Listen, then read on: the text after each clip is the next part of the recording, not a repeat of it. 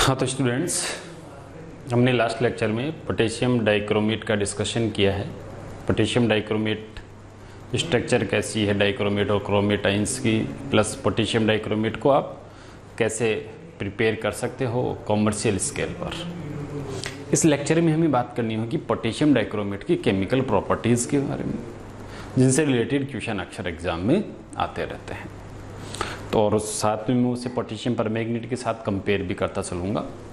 सबसे पहले हम पोटेशियम डाइक्रोमेट के लिए ताप के प्रभाव की चर्चा करते हैं। जब आप इसे गर्म करेंगे तो गर्म करने पर पोटेशियम डाइक्रोमेट क्या बनाने वाला है। पोटेशियम परमैंगनेट वाला आप पढ़ चुके हैं, तो डाइक्रोमेट का देख लीजिए। पोटेशियम डाइक्रोमेट में एक्चुअल में क्या होगा, K2Cr2O7, यहाँ क्रोमियम ऑलरेडी आपको पता है +6 ऑक्सीडेशन स्टेट में है, और जब क्रोमियम +6 में यानी बहुत सारा पॉजिटिव चार्ज इसके ऊपर आया हुआ है, तो ऐसी स्थिति में इसके पास इलेक्ट्रॉनों की बहुत ज़्यादा कमी है क्रोमियम पर। और जब क्रोमियम के पास इलेक्ट्रॉनों की कमी है तो फिर इसे चाहिए इलेक्ट्रॉन। ये इलेक्ट्रॉन न्यून के अंदर है, तो इसे इलेक्ट्रॉनों की आवश्यकता है। अब इसके सराउंडिंग में देखिए, पोटेशियम के पास तो इलेक्ट्रॉन है नहीं, ये तो खुद पॉजिटिव है। हाँ, ऑक्सीजन के पास ज़रूर इलेक्ट्रॉन है, तो ऑक्सीजन की इलेक्ट्रॉन ये ले सकता है, लेकिन ऑक्सीजन की इलेक्ट्रॉन ये नॉर्मल टेम्परेचर पर नहीं ले पाएगा।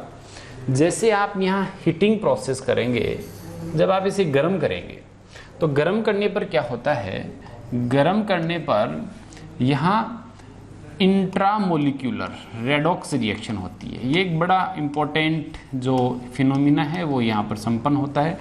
इंट्रामोलिक्यूलर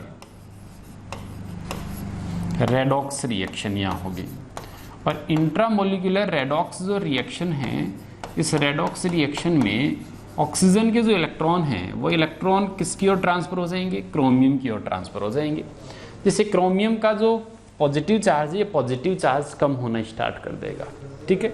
और पॉजिटिव चार्ज जब यहाँ कम होगा तो जो प्रिपरेशन होने वाली है वो होने वाली है Cr2O3, जहाँ क्रोमियम +3 ऑक्सीडेशन स्टेट में है, और ये ग्रीन रेसिड्यू है, तो ग्रीन Cr2O3 का निर्माण होने वाला है। जबकि पोटेशियम डाइक्रोमेट का जो कलर है वो आपको पता है, ये ऑरेंज कलर का होता है। तो यहाँ इंट्रामोलिकुलर रेडॉक्स रिएक्शन होगी, जिससे ऑक्सीजन के जो इलेक्ट्रॉन है वो इलेक्ट्रॉन क्रोमियम में ट्रांसफर होंगे। अच्छा, ऑक्सीजन के इलेक्ट्रॉन निकलेंगे तो ऑक्सीजन के ऊपर जो -2 चार्ज है, यहाँ इसका जो ऑक्सीडेशन नंबर वो -2 है, ये 0 में जाएगा, तो कुछ ऑक्सीजन O2 बन जाएंगे, ठीक है। तो इन दोनों का ये होगा, प्लस कुछ जो डाइक्रोमेट है वो क्रोमेट में भी कन्वर्ट हो जाएंगे। तो 3 चीजें यहाँ बनने वाली है। एक बनने वाली है पोटेशियम क्रोमेट, जो कि किस कलर का होता है, जो कि येलो कलर का होता है। कुछ यहाँ बनने वाला है Cr2O3, क्रोमियम +3 में जब भी हाइड्रोक्साइड या ऑक्साइड्स बनाते हैं तो वो ग्रीन कलर का है। एक बात और बताई थी मैंने, क्रोमियम +3 में ग्रीन भी होता है और वॉयलेट भी होता है। वॉयलेट तब होता है जब ये पूरी तरह से जलयोजित होता है। जलयोजित Cr+3 का रंग आपसे पूछे तो वो हमें वॉयलेट बैंगनी बताना है। तो ये 3 चीज़ों का निर्माण यहाँ होने वाला है। एग्जाम में सीधा सा क्वेश्चन आ जाता है, पोटेशियम डाइक्रोमेट को गर्म करने पर निम्न में से किस पदार्थ का निर्माण होता है। ऑप्शन दे दे हमें, ऑप्शन 1 दे दे पोटेशियम क्रोमेट, 1 दे दे Cr2O3, 1 दे दे O2, चौथा दे दे उपरोक्त सभी। तो ये सारे के सारे उसके अंदर बनने वाले हैं। तो ये तो हो गया किसका इफेक्ट, ताप का प्रभाव। कुछ इंपॉर्टेंट जो इफेक्ट्स है वो मैं आपको 1 बाय 1 बताने जा रहा हूँ। दूसरा जो इफेक्ट हम यहाँ चेक करने वाले हैं वो है सांद्र H2SO4 का। यहाँ से भी कई बार क्वेश्चन आते हैं, तो एक बार थोड़ी सी चर्चा इसकी भी की जाए। सांद्र H2SO4 का क्या प्रभाव पड़ने वाला है, देखिए यहाँ क्या कहानी है। ये हमने उसमें भी पोटेशियम परमैंगनेट में भी देखा था। अच्छा, यहाँ पोटेशियम परमैंगनेट का भी हमने डिस्कशन किया था। ताप का KMnO4 होता, तो यहाँ बना था KMnO4 से K2MnO4 + MnO2 + O2, वो भी इंट्रामोलिकुलर ही था। K2MnO4, MnO2 और O2 बनता था, इसमें ये बना। अब H2SO4 वाला देख लीजिए आप, KMnO4 की तरह इसमें होगा।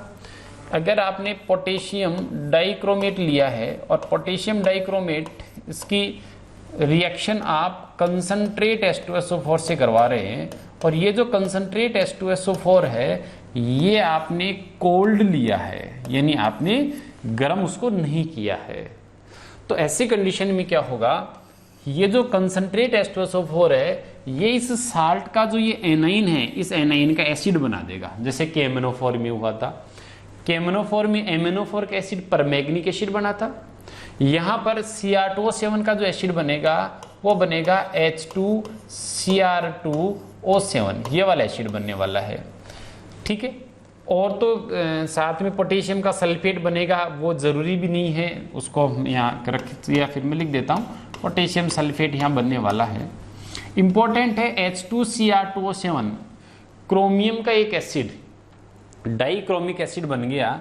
ये तो डाइक्रोमिक एसिड है, अब हमें पता है कंसंट्रेट H2SO4 निर्जलीकारक भी है, इसका होगा निर्जलीकरण।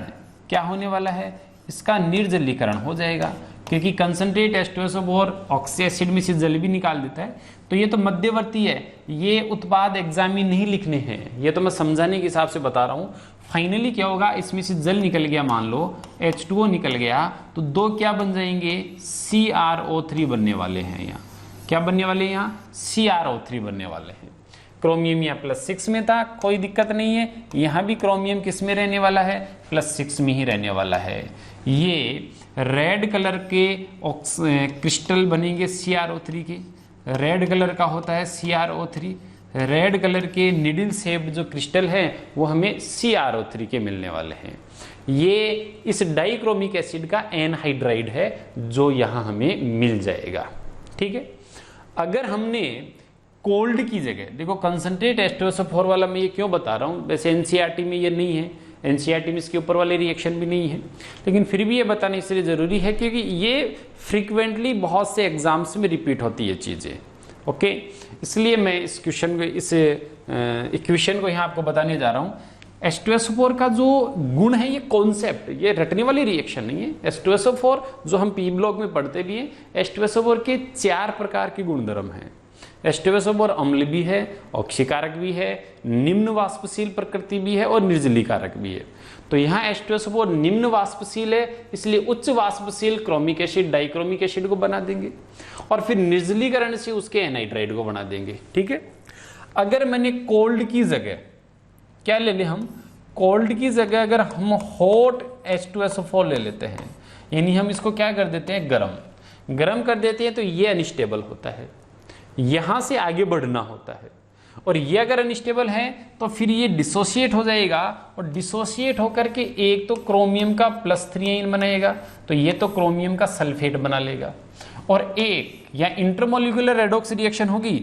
इंटरमोलिकुलर रेडॉक्स रिएक्शन होगी तो क्या होगा, ऑक्सीजन के इलेक्ट्रॉन क्रोमियम की ओर जाएंगे, तो इससे क्रोमियम +6 से +3 में आ जाएगा, और ऑक्साइड क्या बना देगा, ऑक्साइड ऑक्सीजन बना देगा, ठीक है। तो ऑक्सीजन बनती है अगर आपने गर्म सांद्र H2SO4 से रिएक्शन करवाइए, और ठंडे सांद्र H2SO4 से करवाइए, तो ये काम CrO3 पर ही रुक जाना है। तो ये एक बिल्कुल बेसिक सा बारीक सा डिफरेंस है जो आपने यहाँ नोट किया होगा, ठीक है। तो ये दो रिएक्शन तो KMnO4 K2Cr2O7 की ये इंपॉर्टेंट है। अब मैं तीसरी जो बहुत इंपॉर्टेंट टेस्ट इसका है उसका डिस्कशन करने जा रहा हूं आपके साथ, वो है क्रोमिल क्लोराइड टेस्ट, जिसमें पोटेशियम डाइक्रोमेट एक्चुअल में यूज होता है। क्या है ये क्रोमिल क्लोराइड टेस्ट, ये देखते हैं। ये क्रोमिल क्लोराइड टेस्ट किया जाता है अगर आपके अकार्बनिक लवण में आपको कोई ऐसा साल्ट दे दिया, आयनिक लवण, अकार्बनिक जो लवण होते हैं वो हमें पता है आयनिक होते हैं।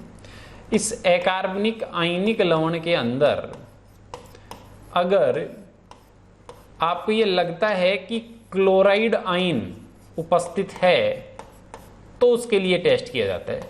क्लोराइड आयन की उपस्थिति का निश्चयात्मक परीक्षण है। आपको एक लवण दिया जाएगा और वो जो लवण है उस लवण में क्लोराइड आयन है या नहीं है, इसकी उपस्थिति के लिए आपको एक कंफर्मेटिव टेस्ट यहां करना है। अब आपको व्हाइट कलर का कोई भी पाउडर दे दिया गया है, ठीक है। मान लो आपको जो व्हाइट कलर का पाउडर मिला है, उस व्हाइट कलर के पाउडर में क्लोराइड है या नहीं है इसका आपको पता लगाना है। तो ये आपके पास यहाँ वाइट कलर का पाउडर है। ये जो वाइट कलर का पाउडर आपके पास यहाँ पड़ा है, इस वाइट कलर के पाउडर में क्लोराइड आयन है या नहीं है, इसका आपको यहाँ पता लगाना है। तो इसके लिए क्या करते हैं, जो भी व्हाइट कलर का पाउडर आपको मिला है, इस व्हाइट कलर के पाउडर में हम ये मान करके चलते हैं कि क्लोराइड आयन प्रेजेंट है। उस व्हाइट कलर के पाउडर में कौन सी आयन प्रेजेंट है, उस व्हाइट कलर के आयन में क्लोराइड आयन प्रेजेंट है। तो इसको हम कैसे कंफर्म करेंगे कि क्लोराइड है ही यहाँ पर। ये जो ठोस आपने लिया है जिसमें क्लोराइड है, इस ठोस में आप क्या करें, इस ठोस में थोड़ा सा पोटेशियम डाइक्रोमेट K2Cr2O7 ऐड कर दें।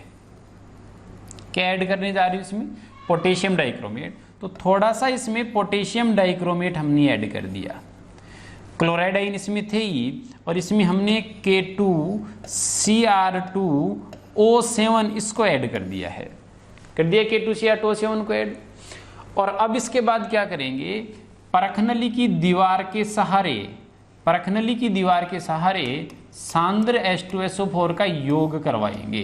किसका योग करवाएंगे, सांद्र H2SO4 का योग करवाएंगे। तो तीन चीजें यहां आ जाएगी। क्लोराइड आयन इसमें ऑलरेडी प्रेजेंट था, NaCl KCl कुछ भी हो, आयनिक होना चाहिए, Na+Cl- जो भी है। तो आयनिक क्लोराइड यहाँ थे तो Cl- थे, K2Cr2O7 यहाँ ले लिया और सांद्र H2SO4 यहाँ ले लिया हमने। अब ये जो टेस्ट है इसकी किसी बैलेंस इक्वेशन की जरूरत हमें नहीं पड़ेगी। इसकी बैलेंस्ड इक्वेशन कहीं हमें आवश्यक नहीं होती। एग्जाम में जब भी क्वेश्चन आता है तो वहां क्या पूछा जाता है एक्चुअल में, मैं उसकी बात कर रहा हूं। यहां क्या होगा, सांद्र H2SO4 और पोटेशियम डाइक्रोमेट, ये दो तो हम बाहर से ऐड कर रहे हैं, और क्लोराइड आयन्स हमारे पास ऑलरेडी पहले से मौजूद थे। तो ये जैसे ही तीनों एक जगह मिलेंगे, तीनों एक जगह मिलते ही अगर क्लोराइड है तो यहां से आपके पास धुआं निकलना स्टार्ट हो जाएगा, यहां से धुआं निकलना स्टार्ट हो जाएगा। और ये जो धुआं निकलेगा, ये धुआं नारंगी लाल रंग की वाष्प होगी। यहां से इस परखनली के मुंह से नारंगी लाल रंग की वाष्प निकलेगी। और ये जो नारंगी लाल रंग की वाष्प है, ये वाष्प किस पदार्थ की है, बस यही सबसे इंपॉर्टेंट है, यही एग्जाम में आना होता है। ये नारंगी लाल रंग की जो वाष्प है, ये नारंगी लाल रंग की वाष्प होती है क्रोमिल क्लोराइड की। किसकी होती है ये क्रोमिल क्लोराइड की होती है। इस क्रोमिल क्लोराइड का क्या फॉर्मूला है वो आप देखिए। इस क्रोमिल क्लोराइड का फॉर्मूला होता है CrO2Cl2। क्या होता है, CrO2Cl2। आप इसकी स्ट्रक्चर देखिए, इसमें क्रोमियम के साथ दो ऑक्सीजन हैं जो डबल बॉन्ड से जुड़े हुए हैं, और दो कौन हैं, क्लोरीन है। तो बिल्कुल सिंपल सी स्ट्रक्चर, क्रोमियम वही +6 में है यहाँ पे। तो CrO2Cl2 में क्रोमियम +6 में है और Cl-1 में है। तो अगर आप यहाँ के ऑक्सीडेशन नंबर्स को देखें तो ताज्जुब होगा आपको कि कोई भी ऑक्सीडेशन नंबर चेंज नहीं हुआ है। यहाँ पोटेशियम डाइक्रोमेट जो आपने इसमें डाला था उसमें क्रोमियम +6 में है, इसने इसके साथ रिएक्शन की, फिर नारंगी लाल रंग की जो वाष्प बनाई उसमें भी क्रोमियम +6 में है, यानी ये क्रोमियम का न कोई ऑक्सीकरण हुआ है न कोई अपचयन हुआ है। ऐसी क्लोराइड यहाँ Cl- में थे, यहाँ क्लोराइड वही माइनस में है, ऑक्सीजन वही +2 में है। इसका मतलब ये एक नॉन रेडॉक्स रिएक्शन थी। ये तीनों मिलकर के क्लोराइड का ऑक्सीकरण नहीं कर पाए हैं। Cl- अभी भी Cl- है, नॉन रेडॉक्स रिएक्शन है, जिससे ये पता चलता है कि सांद्र H2SO4 और पोटेशियम डाइक्रोमेट में इतना दम नहीं है कि वो क्लोराइड आयनों को ऑक्सीकृत कर दे। हाँ, पोटेशियम परमैंगनेट क्लोराइड आयनों को ऑक्सीकृत कर देते हैं। ये बहुत इंपॉर्टेंट बात है, ध्यान रखिएगा। केमनोफोर ज्यादा ताकतवर है, केमनोफोर क्लोराइड को क्लोरीन बना देता, लेकिन K2Cr2O7 क्लोराइड को क्लोरीन नहीं बना पाता है। K2Cr2O7 से क्लोराइड जो है वो क्लोरीन में कन्वर्ट नहीं होगा। तो ये नारंगी लाल रंग की वाष्प निकलेगी जिसमें क्रोमिल क्लोराइड बनेंगे। क्रोमिल क्लोराइड में क्रोमियम वही +6 में और ऑक्सीजन -1 में है। इस नारंगी लाल रंग की वाष्प का बनना ये बताता है, इस नारंगी लाल रंग की वाष्प का बनना ये बताता है कि यहाँ क्लोराइड थे। ये क्लोराइड की उपस्थिति को निश्चित करता है। तो ये क्लोराइड के निश्चयात्मक परीक्षण का नाम हो गया क्रोमिल क्लोराइड टेस्ट। ये क्रोमिल क्लोराइड का फॉर्मूला जो कि वाष्प होती है, जो कि एक गैस होती है। ठीक है, इसको और कंफर्म करने के लिए अगर आपको लग रहा हो कि अभी भी डाउट है, ये नारंगी लाल रंग की वाष्प भी है क्या जो क्रोमिल क्लोराइड है, तो इसके लिए क्या करते हैं, एक दूसरे बीकर में हम NaOH ले लेते हैं। क्या ले लेते हैं हम, उसमें NaOH भर देते हैं। NaOH का जलीय विलयन लेते हैं और इस क्रोमिल क्लोराइड को इस NaOH के जलीय विलयन में प्रवेश करवा दिया जाता है। तो अगर इस वाष्प को NaOH के जलीय विलयन में आप प्रवाहित करवाएंगे तो हमें पता है कि क्रोमियम क्षारीय माध्यम में क्रोमेट बनाता है। यह बात हम लास्ट लेक्चर में कर चुके हैं। क्रोमियम क्षारीय माध्यम में +6 में हो तो क्रोमेट के फॉर्म में होगा, और क्रोमेट होता है पीले रंग का। तो आपका जो ये सॉल्यूशन है, ये सॉल्यूशन किस रंग का हो जाएगा, ये जो सॉल्यूशन है ये सॉल्यूशन अब पीले रंग का हो जाएगा। यहां पर जो सॉल्यूशन है वो पीले रंग का हो जाना है, और पीले रंग का ये क्यों हो जाएगा, उसके पीछे क्या लॉजिक है, तो उसके पीछे ये लॉजिक है कि इसके अंदर अब NaOH इससे क्रिया करके इसको क्रोमेट बना चुका, तो यहां पर सोडियम क्रोमेट बन जाएगा। क्या बन जाएगा, सोडियम क्रोमेट। तो जब क्रोमिल क्लोराइड को NaOH के सॉल्यूशन में प्रवाहित करते हैं तो NaOH का सॉल्यूशन पीला हो जाता है, और पीले होने के पीछे रीजन है कि उसमें क्रोमेट बन गए CrO4-2। ये हमें पता है पीले रंग का होता है, ये हम लास्ट लेक्चर में ऑलरेडी डिस्कस कर चुके हैं इस बारे में। तो ये येलो कलर का सॉल्यूशन होगा। ठीक है, अब इसके अंदर सोडियम क्रोमेट जो होता है वो तो जल में घुलनशील, क्षार धातुओं के अधिकांश यौगिक पानी में घुलते हैं। अगर आप और कंफर्म करना चाहते हो तो इस सोडियम क्रोमेट को लेड क्रोमेट में कन्वर्ट कर सकते हो। इसके लिए क्या कर सकते हो, इसके अंदर अब सोडियम क्रोमेट जो बना हुआ है उसके अंदर अगर आपने लेड एसीटेट मिला दिया, क्या मिला दिया, लेड एसीटेट मिला दिया। लेड एसीटेट के साथ कुछ एसिटिक एसिड भी हमें यहाँ ऐड करना होगा। एसिटिक एसिड और लेड एसीटेट इसमें अगर आप मिला देते हो तो सोडियम क्रोमेट है ये किस में बदल जाएगा, ये लेड क्रोमेट में बदल जाएगा। लेड क्रोमेट सॉलिड होता है, ये तो पानी में घुलता था, ये नहीं घुलता, ये अवक्षय बन जाएगा, और ये वही पीले रंग का अवक्षय होगा। तो वही बात है, आप अगर लेड का डाल दोगे तो पीला अवक्षेप आ जाएगा, सोडियम का रहेगा तो पीला सॉल्यूशन रहेगा, क्योंकि सोडियम क्रोमेट वाटर सोल्यूबल है, लेड क्रोमेट वाटर इनसोल्यूबल है। लेड के अधिकांश यौगिक पानी में नहीं घुलते, सोडियम के अधिकांश यौगिक पानी में घुलते हैं। ये एक बेसिक सी बात है जो इनऑर्गेनिक केमिस्ट्री में हम बॉन्डिंग में करते भी हैं।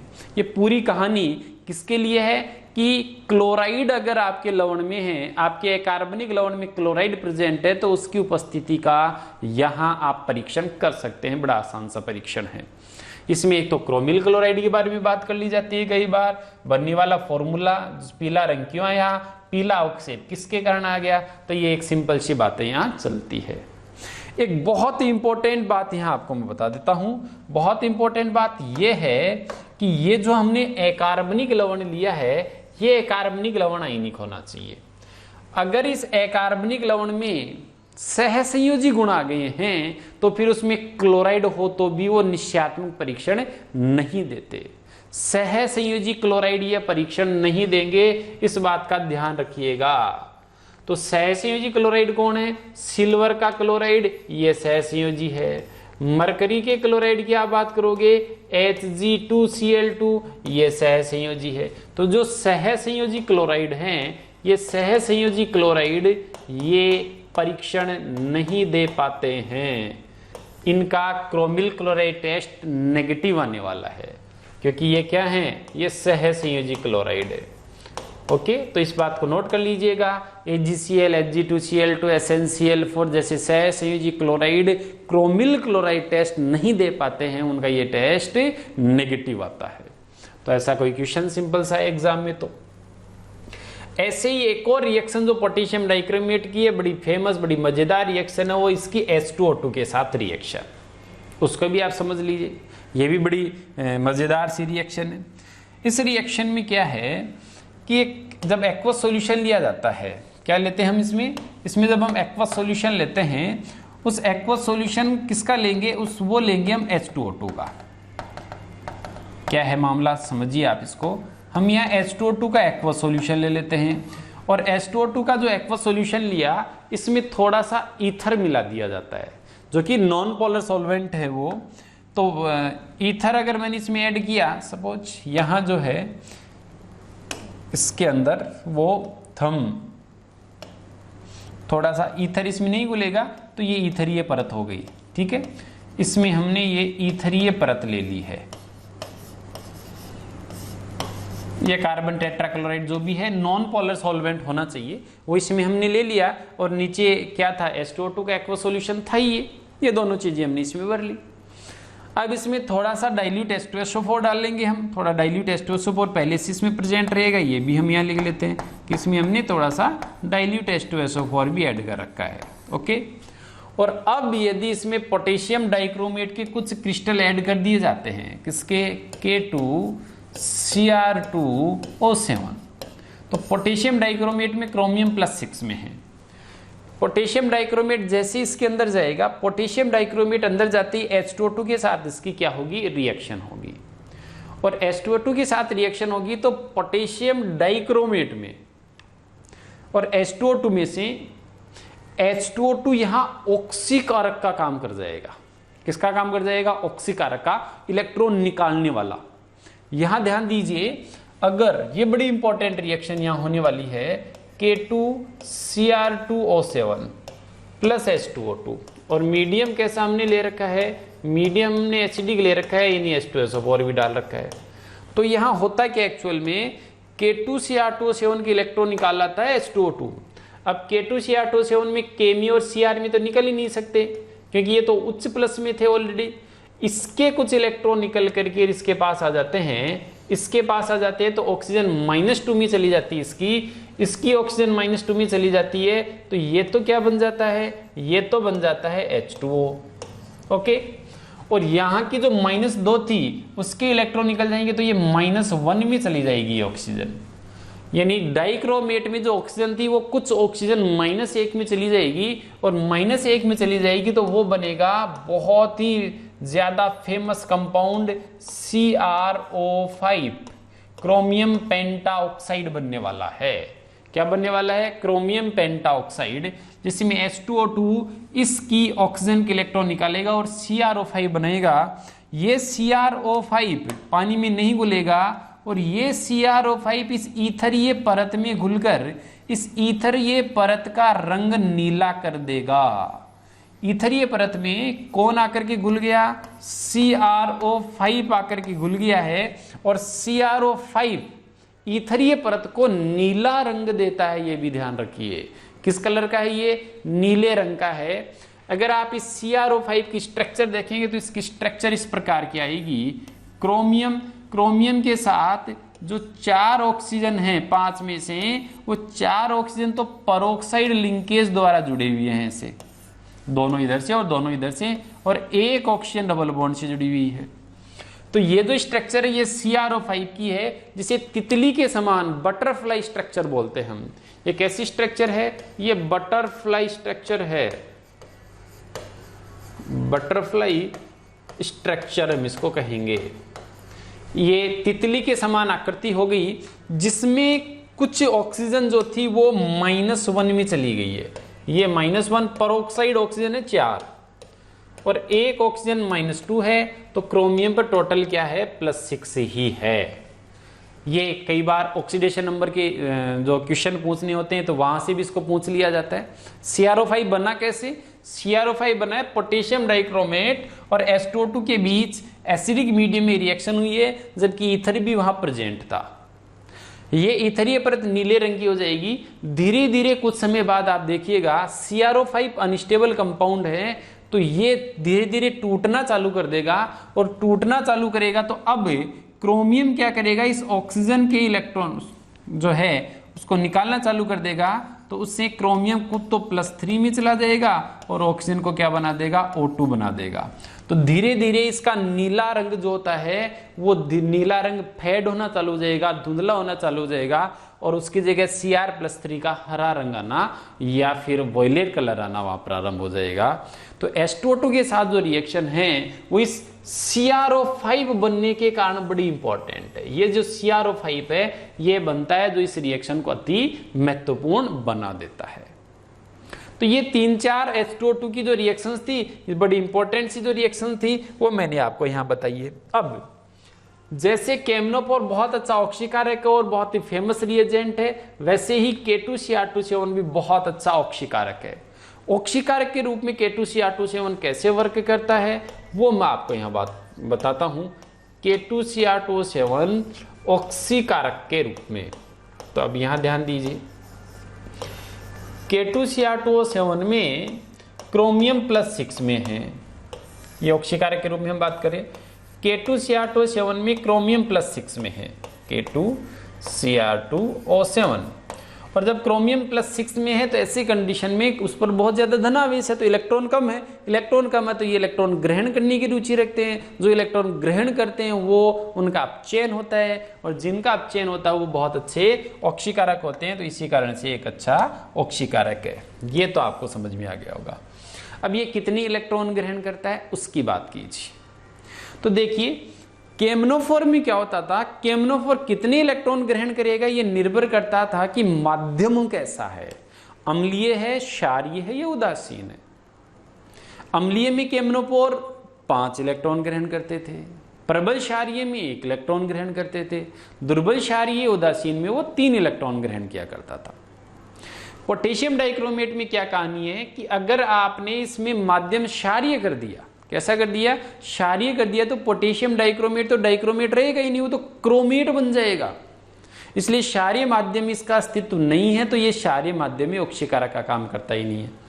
तो क्षारीय और उदासीन में पोटेशियम डाइक्रोमेट ऑक्सीकारक नहीं है, ये केवल अम्लीय माध्यम में ऑक्सीकारक है। तो पहला पॉइंट जो हमें ध्यान में रखना वो तो क्या है कि ये केवल अम्लीय माध्यम में ऑक्सीकारक है, एसिडिक मीडियम में ऑक्सीकारक है। और अम्लीय माध्यम में भी ये क्या करेगा, अम्लीय माध्यम में ये डाइक्रोमेट इलेक्ट्रॉन को ग्रहण करके क्रोमियम +6 से इसकी कम वाली जो पॉजिटिव वो +3 स्टेबल है उसमें चला जाएगा। तो हम ये कह सकते हैं कि Cr2O7-2 जो था ये किस में कन्वर्ट होगा, इलेक्ट्रॉन ग्रहण करके +3 में कन्वर्ट होगा। समझ में आ गई कहानी।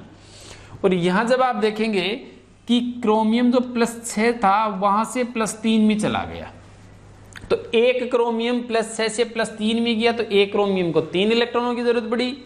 यहां 2 क्रोमियम है, हर क्रोमियम +6 से +3 में जाएगा। एक क्रोमियम को 3 इलेक्ट्रॉन चाहिए तो 2 क्रोमियम को कितने इलेक्ट्रॉनों की जरूरत पड़ने वाली है, 2 को 6 इलेक्ट्रॉनों की जरूरत पड़ने वाली है। इसे आप बैलेंस करते तो बैलेंस करने से भी ये चीजें पता चल जाती। कैसे, पहले हम तत्व को बैलेंस करते हैं तो 2 क्रोमियम इधर थे तो 2 क्रोमियम इधर करते हैं। तत्व को बैलेंस करने के बाद हम ऑक्सीजन को बैलेंस करते हैं, यहाँ 7 ऑक्सीजन है तो यहाँ 7H2 आता। फिर हम हाइड्रोजन को बैलेंस करते हैं तो अम्लीय माध्यम में H+ जोड़ते हैं तो यहाँ हम 14H+ जोड़ लेते हैं। और फिर आवेश को बैलेंस करते हैं तो यहाँ पर हमें आवेश को बैलेंस करने के लिए 6 इलेक्ट्रॉन ऐड करने पड़ते हैं। तो इससे क्या पता चल रहा है कि डाइक्रोमेट का एक आयन 6 इलेक्ट्रॉन ग्रहण करके और फिर अपचयित होता है। इसके रिडक्शन पोटेंशियल की वैल्यू डाइक्रोमेट से क्रोमेट बनने वाली जो पोटेंशियल की वैल्यू है, वो सॉरी डाइक्रोमेट से Cr+3 की ये वैल्यू भी कम वैल्यू नहीं है, 1.33 जो वोल्ट है वो इसकी वैल्यू है। लेकिन ये केमनोफोर से कम है। केमनोफोर अम्लीय माध्यम में परमैंगनेट से Mn+2 बनता था, +1.51 वोल्ट आता था। तो केमनोफोर अच्छा ऑक्सीकारक है पोटेशियम डाइक्रोमेट से एसिडिक मीडियम। अब ये टोटल 6 इलेक्ट्रॉन ग्रहण कर रहा है। एक अणु कितनी इलेक्ट्रॉन ग्रहण करता है उसके लिए n फैक्टर होता है, और n फैक्टर से हम इसका जो तुल्यांकी भार है वो कैलकुलेट करते थे। देखिए पोटेशियम डाइक्रोमेट का जब आप अणु भार देखेंगे, कौन सा भार, इसके जब आप अणु भार की बात करेंगे तो इसका अणु भार मान लो मैंने M मान लिया, इसके अणुभार को मैं M मान लेता हूं और इसकी वैल्यू जो होती है वो 249 है। कैलकुलेट कीजिएगा, ये 249 इसकी वैल्यू होती है। ओके, सॉरी 294 इसके लिए जो है वो वैल्यू आने वाली है किसकी, अणुभार की। अब जब आप तुल्यांकी भार की बात करते हैं तो तुल्यांकी भार में क्या करते हैं, तुल्यांकी भार में जो अणुभार होता है उसमें n फैक्टर का भाग लगाते हैं। अणुभार को हमने m ले लिया और n फैक्टर इसके लिए आएगा 6, तो हम यहाँ 6 से डिवाइड करेंगे, यानी m/6 या फिर 294 डिवाइडेड बाई 6। ओके, सॉल्व करेंगे तो 4 और 9, 49 जो है वो इसका तुल्यांकी भार आने वाला है अम्लीय माध्यम में, और ये केवल अम्लीय माध्यम ही ऑक्सीकारक का काम करता है। तो K2Cr2 के लिए अम्लीय माध्यम ही तुल्यांकी भार की बातें होती है। एक पॉइंट तो आपने यहां पर ये देख लिया है। अब पोटेशियम डाइक्रोमेट खुद जब इलेक्ट्रॉन ग्रहण करेगा तब तो Cr+3 में चला जाएगा, और खुद तो Cr+3 में चला जाएगा, जिसकी इलेक्ट्रॉन लेगा उसको किस में कन्वर्ट कर देगा। वो सारी बातें हम ऑलरेडी कर चुके हैं। कैसे, यहां मैं बता देता हूं। Cr2O7-2 ये मैंने ले लिया। अगर Cr2O7-2 की बात करते हैं तो ये खुद तो किस में बदलने वाला है, खुद तो Cr+3 में बदलने वाला है। Cr+3 किस कलर का होता है, ये हरे रंग का होता है, खुद नारंगी रंग का है, तो नारंगी रंग से हरे रंग में ये बदलने वाला है। अगर आपने यहां ब्रोमाइड और आयोडाइड दिया तो ब्रोमाइड और आयोडाइड को ये ऑक्सीकृत करके ब्रोमीन और क्लोरीन बना लेगा, ब्रोमीन और आयोडीन सॉरी, क्योंकि ये क्लोराइड को तो ऑक्सीकृत कर ही नहीं कर सकता। कि ये हमने क्रोमिल क्लोराइड टेस्ट में देख लिया कि क्लोराइड का ऑक्सीकरण डाइक्रोमेट से नहीं होता है। बाकी कोई दिक्कत नहीं है। अगर आपने नाइट्राइट लिया है तो नाइट्राइट किस में कन्वर्ट हो जाएगा, नाइट्राइट नाइट्रेट में कन्वर्ट हो जाएगा। अगर आपने सल्फाइट लिया है या सल्फर डाइऑक्साइड लिया है तो सल्फर को इसकी उच्चतम ऑक्सीकरण अवस्था बनाते हुए सल्फेट में बदल देंगे। अगर आपने H2S लिया है या कोई सल्फाइड लवण लिया है, यानी S-2 वाला लिया है, तो उसको न्यूट्रल कर देंगे और सल्फर का कोलोइडी विलयन प्राप्त हो जाएगा।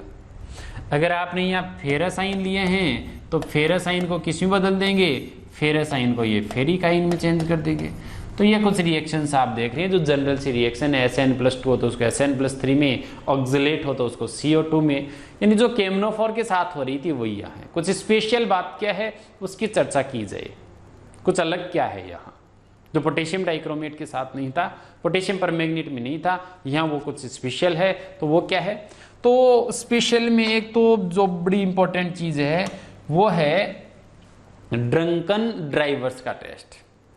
अगर किसी वाहन के चालक ने मदिरा या शराब का सेवन कर रखा है, यानी अल्कोहल का सेवन कर रखा है, तो उसको आप इसके टेस्ट से पहचान सकते हो। जो ट्रैफिक पुलिस वाले होते हैं वो किसी भी वाहन चालक ने शराब पी रखी या नहीं पी रखी, अल्कोहल का सेवन कर रखा है या नहीं कर रखा, उसका पता कैसे लगाते हैं।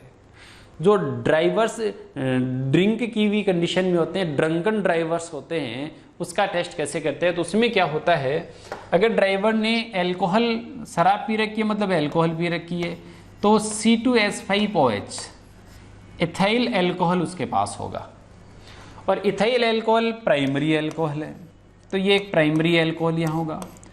अब क्या है, प्राइमरी अल्कोहल को अगर पोटेशियम डाइक्रोमेट के पास लेके जाते हैं, ऑर्गेनिक में बहुत अच्छे से देखोगे आप, अल्कोहल प्राइमरी होते हैं वो एल्डिहाइड, और एल्डिहाइड के बाद में फाइनली किस में चले जाते हैं, एसिटिक एसिड में, यानी एसिड तक कन्वर्ट हो जाते हैं।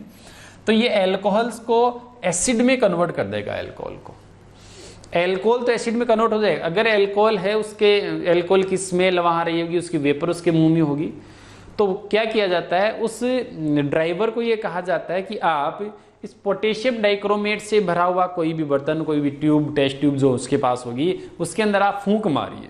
तो जैसे आप फूंक मारोगे तो आपकी जो ब्रीथ है, उस ब्रीथ के थ्रू एथिल अल्कोहल की वाष्प उस पोटेशियम डाइक्रोमेट में चली जाएगी। पोटेशियम डाइक्रोमेट लग जाएगा उस एथिल अल्कोहल के, तो एसिटिक एसिड बदल देगा, और खुद किस में बदल जाएगा, Cr+3 में। तो खुद Cr+3 बदलेगा, तो जो पीले रंग का जो टेस्ट ट्यूब नारंगी रंग की थी, उसमें जैसे आपने एथिल अल्कोहल भेजा, नारंगी रंग किस में बदल गया, हरे रंग में।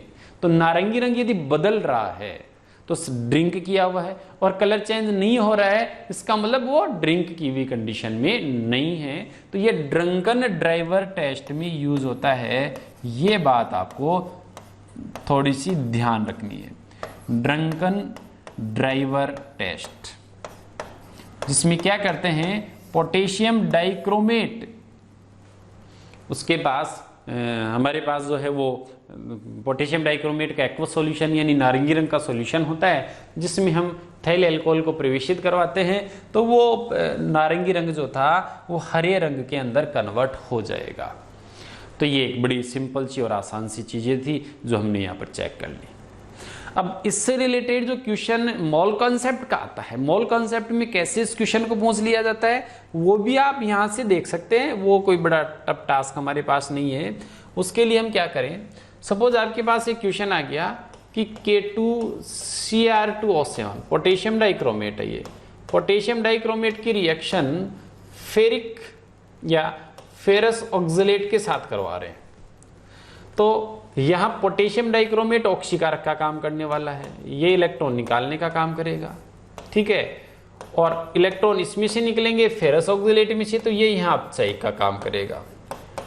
ये आयनों की कंडीशन देख करके ही हमें पता चल जाता है वैसे, ठीक है।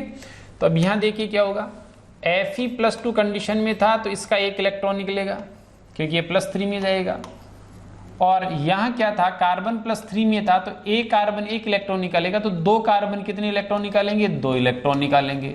तो टोटल इसमें से कितने इलेक्ट्रॉन निकलेंगे, टोटल यहां से निकलेंगे 3 इलेक्ट्रॉन्स। तो ये 3 इलेक्ट्रॉन निकाल रहा है।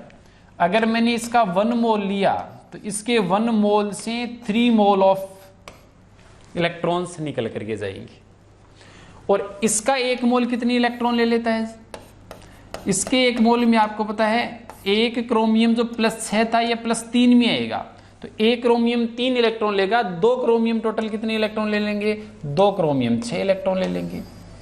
तो ये 1 मोल 3 इलेक्ट्रॉन निकालता है, ये 1 मोल 6 इलेक्ट्रॉन लेता है, 1 मोल से 3 मोल निकलते हैं, ये 1 मोल 6 मोल लेता है, तो यहां तो मामला गड़बड़ है। तो अगर इसका भी 1 मोल लिया, इसका भी 1 मोल लिया, तो रिएक्शन कंप्लीट नहीं होगी, कोई ना कोई एक चीज आधिक्य में बचेगी, कोई एक चीज सीमांत अभिकर्मक रहेगी। तो फिर एग्जाम में क्वेश्चन आता है 1 मोल पोटेशियम डाइक्रोमेट के लिए कितने मोल फेरस ऑक्सलेट ले, या इसके 1 मोल के लिए इसका कितना मोल ले, तो भी बड़ा सिंपल सा है। हम 1 मोल पर बाद में जाएंगे, हम क्या समझते हैं, हम पहले क्या कर लेते हैं, ये हम मान लेते हैं कि इसका 1 इलेक्ट्रॉन निकला, इसने 1 इलेक्ट्रॉन को लिया, तो इसके 1 इलेक्ट्रॉन के लिए कितने मोल चाहिए, इसके 1 मोल के लिए कितने, 1 इलेक्ट्रॉन के लिए कितने मोल चाहिए। एक इलेक्ट्रॉन, मैं और थोड़ा आसान तरीका आपको बताता हूं, 1 इलेक्ट्रॉन निकालने के लिए कितने मोल, यानी 1 मोल इलेक्ट्रॉन के लिए कितने मोल, और 1 मोल के लिए इसके कितने मोल। तो ये बड़ा आसान सा हो गया। 3 मोल इलेक्ट्रॉन निकालना हो तो 1 मोल चाहिए, 3 चाहिए तो 1 लो, 1 चाहिए तो 1/3 लो। तो इसके 1/3 मोल से 1 इलेक्ट्रॉन निकल जाएगा, और उस 1 इलेक्ट्रॉन को ये ग्रहण करे तो इसके कितने मोल चाहिएंगे, तो 6 ग्रहण करने के लिए 1 चाहिए, और 1 ग्रहण करने के लिए 1/6 चाहिए। तो होगा क्या, इसका 1/3 1 इलेक्ट्रॉन निकलेगा, और इसका 1/6 उसको ले लेगा, यानी ये दोनों एक दूसरे के बराबर हो गए। तो मैं क्या कह सकता हूं यहां पर 1/6 mole, 1/6 mole K2Cr2O7, 1/6 mole K2Cr2O7 is equal to 1/3 mole FeC2O4, ये इसकी इक्वल है। अब अगर एग्जाम में क्वेश्चन पूछ लिया जाता है कि इसका 1 मोल लिया तो इसके कितने मोल लेने पड़ेंगे, तो 6 को उधर ले जाओ, 6/3 मोल लेने पड़ेंगे, और अगर इसका 1 मोल लिया है तो 3 को इधर ले आओ, 3/6 मोल ये लेने पड़ेंगे। समझ में आ रही चीज। अगर एग्जाम में आ जाता है 1 मोल FeC2O4 के लिए कितने मोल K2Cr2O7 चाहिए, तो 1 मोल के लिए 3 को वहां ले जाओ, 3/6 मोल चाहिए, और अगर इसका 1 मोल है तो 6 इधर ले आओ, 6/3 मोल ये चाहिए। तो दोनों में क्या करना है, बिल्कुल सिंपल, इसके कितने इलेक्ट्रॉन निकल रहे हैं, वो कितने ले रहा है, 1 मोल के वो इलेक्ट्रॉन लिख दो, और उनमें क्या करेंगे, 1 मोल वाले इलेक्ट्रॉन पता चलेंगे। तो अब हमें 1 इलेक्ट्रॉन के मोल चाहिए, तो उसको 1 बटा कर दो, और इसको भी 1 बटा कर दो, और ये दोनों मोल इक्वल कर दो। तो इस तरीके से क्या है, बड़ी आसानी से आप मोल कॉन्सेप्ट के इन क्वेश्चंस को भी सॉल्व कर सकते हैं। उम्मीद करता हूं पोटेशियम डाइक्रोमेट से रिलेटेड सारे डाउट्स आपके अब क्लियर हो गए होंगे। तो हमने पोटेशियम परमैंगनेट और पोटेशियम डाइक्रोमेट, दो बहुत इंपॉर्टेंट कंपाउंड जो थे वो हमने यहाँ डिस्कस कर लिए हैं। अब मैं अगले लेक्चर में कुछ और जो कंपाउंड है जिनसे रिलेटेड क्वेश्चंस एग्जाम में आते हैं, जैसे कुछ कॉपर सल्फेट से रिलेटेड कुछ बातें हमने कर ली, मर्क्यूरस क्लोराइड है, मर्क्यूरिक क्लोराइड, कुछ फेरिक क्लोराइड से रिलेटेड, कुछ सिल्वर नाइट्रेट जहाँ से फोटोग्राफी की बातें होने वाली है। तो एक लेक्चर में हम ये जो 3-4 कंपाउंड मैंने बताए हैं जिनसे रिलेटेड बातें ज़्यादा एग्जाम्स में आती है, और एग्जाम्स में ना करके वो किसी दूसरे चैप्टर में आपको कहीं ना कहीं इंटरफेयर करते हैं, या तो कोऑर्डिनेशन कंपाउंड में उससे रिलेटेड कोई बात आपको मिलने वाली है, या फिर किसी ब्लॉक बी ब्लॉक में उससे रिलेटेड कोई न कोई बात आपको मिलने वाली है। तो और चैप्टर्स में आपको परेशान करेंगे, तो इसलिए मैं उनको इसी चैप्टर में जहाँ जहाँ लिंक आ रहा है उसका रेफरेंस देते हुए अगले लेक्चर में आपको बताने वाला हूँ। Thanks a lot for watching this video.